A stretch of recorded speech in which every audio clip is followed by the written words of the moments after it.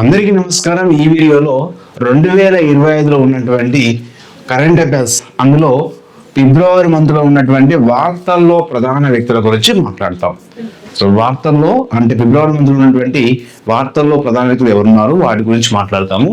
So మేజర్గా ఈ videos అన్న కూడా please subscribe channel and share friends, like చేయండి, కామెంట్ చేయండి. సో వీడియోలోకి వెళ్ళినట్టయితే సో రికార్డు సృష్టించినటువంటి విరాట్ కోహ్లీ మరి దేనిలో ఇక్కడ రికార్డు సాధించాడు?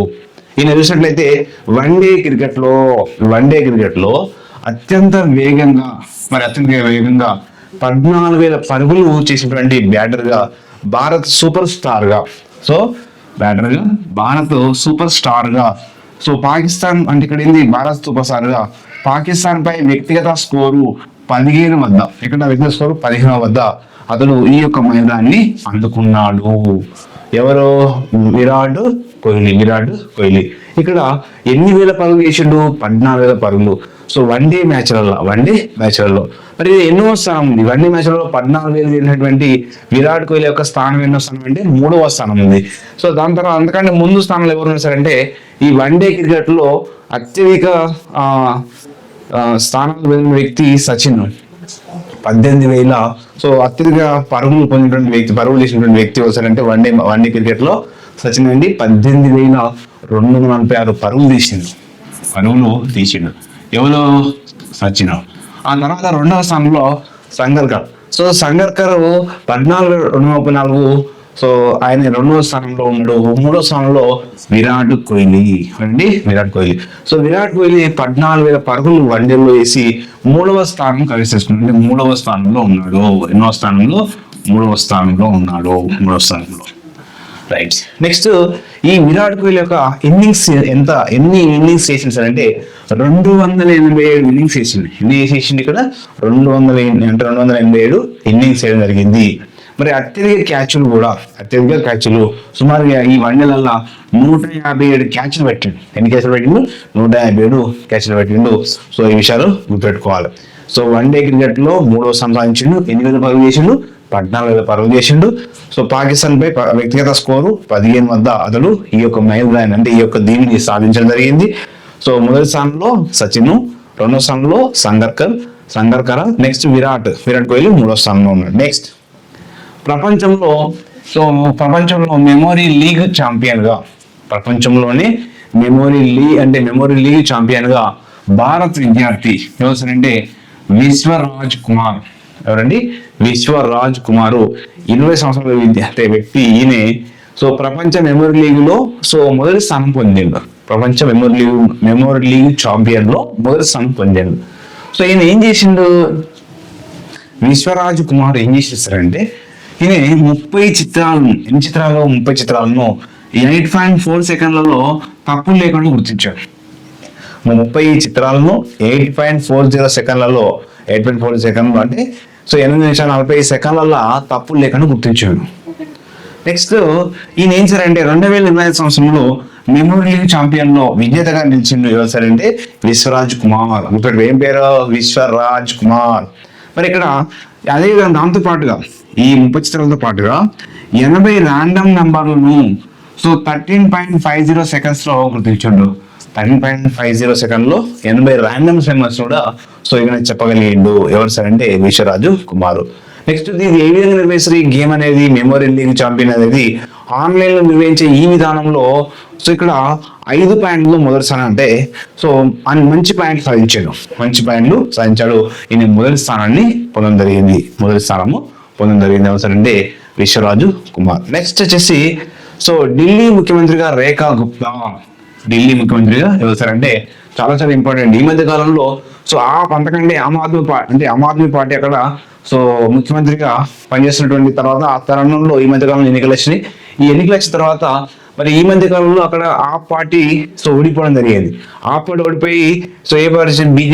బీజేపీ పార్టీ గెలిచింది. మరి బీజేపీ పార్టీ నుంచి ముఖ్యంగా ఈ మధ్య కాలంలో చాలా రాష్ట్రాల్లో బీజేపీ పార్టీ గెలిచిన సో మహిళా ముఖ్యంగా ఓళ్ళు లేరు కాబట్టి మరి ఇక్కడ మహిళా ముఖ్యమంత్రి నిర్వహించిన ఉద్దేశంతో రేఖా గుప్తాను ఢిల్లీ ముఖ్యమంత్రి ఈ మధ్య కాలంలో ఎవరిని నియమించారంటే రేఖా గుప్తాను నియమించారు. కాబట్టి దేశ రాజధాని ప్రాంతానికి నాలుగవ మహిళా సీఎం అవుతారంటే రేఖా గుప్తా. రేఖా గుప్తా ఎన్నో మహిళా సీఎం అంటే 4వ మహిళా సీఎం గా పనిచేస్తా ఉంది. అంటే ఎందుకంటే ఇక్కడ బీజేపీ పార్టీ గెలిచింది కాబట్టి రేఖా గుప్తాని ఎంపిక చేయడం జరిగింది.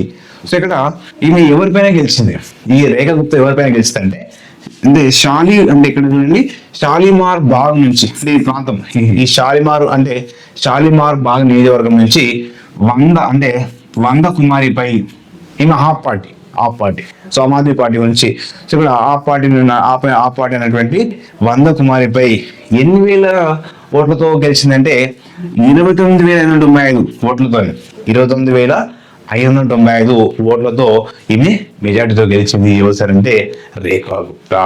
చాలా ఇంపార్టెంట్, గుర్తుపెట్టుకోవాలి. నెక్స్ట్ వచ్చేసి సో వైకల్యంతో ఓమోగామిగా ఎంపికైనటువంటి ఎవరు సార్ అంటే జాన్ మెక్పాల్. ఎవరండి? జాన్ మెక్పాల్. సో ఇప్పుడు వైకల్యంతో ఓమగామిగా ఎంపికైనటువంటి జాన్ మెక్పాల్. ఈయన వాస్తవానికి ఈయన సైన్యంలో చేరాలనుకున్నాడు. ఎవరు సార్ అంటే జాన్ మెక్పాల్ సైన్యంలో చేరాలనుకున్నాడు. ఈయన అనుకోకుండా కారు ప్రమాదంలో ఒక కాలు కోల్పోవడం జరిగింది. అయినప్పటికీ కూడా కాలు కోల్పోయినప్పటికీ కూడా ఈయన ముఖ్యంగా ఈ పారా అథ్లెటిక్ లో ఈయన అనేక విజయాలు సాధించారు. ఎవరు సార్ అంటే జాన్ మెక్పాల్. సో రోదర్స్కి వెళ్తున్నటువంటి తొలి వైకల్య వ్యక్తి ఎవరు సార్ అంటే జాన్ మెక్పాల్. మరి 2005వ సంవత్సరంలో పారా అథ్లెటిక్ గా మారిండు. ఏ సంవత్సరంలో మారినాడు? సో 2005 సంవత్సరంలో పారా అథ్లెటిక్ గా మారినటువంటి వ్యక్తి జాన్ మెక్పాల్. నెక్స్ట్ 2008వ సంవత్సరంలో బీజింగ్ లో జరిగినటువంటి పారా ఒలింపిక్స్ లో కాంస్య పథకాన్ని గెలుచుకున్నాడు. ఎవరు సార్ అంటే సో జాన్ మెక్పాల్. తర్వాత ఈయన అనేక విజయాలు సాధించిన తర్వాత చివరికి ఈయన యొక్క ఓమగామి వెళ్ళడానికి కూడా ఎలాంటి అడ్డంకులు లేకుండా ఈయనను సెలెక్ట్ చేయడం జరిగింది, గుర్తుపెట్టుకోవాలి. నెక్స్ట్ వచ్చేసి ఆసియా ఛాంపియన్షిప్ గా టైటిల్ గెలిచినటువంటి పంకజ్ అద్వానీ అంటారు. సో పంకజ్ అద్వానీ సో జాతీయ స్పూకర్ విజేతగా నిలిచినటువంటి పంకజ్ అద్వానీ. సో ఈయన ఏం గెలిచిండు? ఆసియా ఛాంపియన్షిప్ లో టైటిల్ గెలిచారు పంకజ్ అద్వానీ. నెక్స్ట్ జాతీయ స్పూకర్ విజేత గెలిచినటువంటి పంకజ్ అద్వానీ. ఈయన రెండు కూడా ఈయన సాధించాడు. నెక్స్ట్ వేగంగా 11,000 పరుగులు సాధించినటువంటి జాబితాలో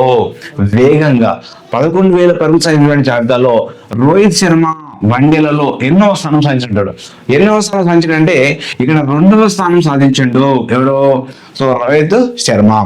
ఈయన 2025 ఎక్కడ సాధించిందంటే 2025లో ఫిబ్రవరి 20వ తేదీన సో దుబాయ్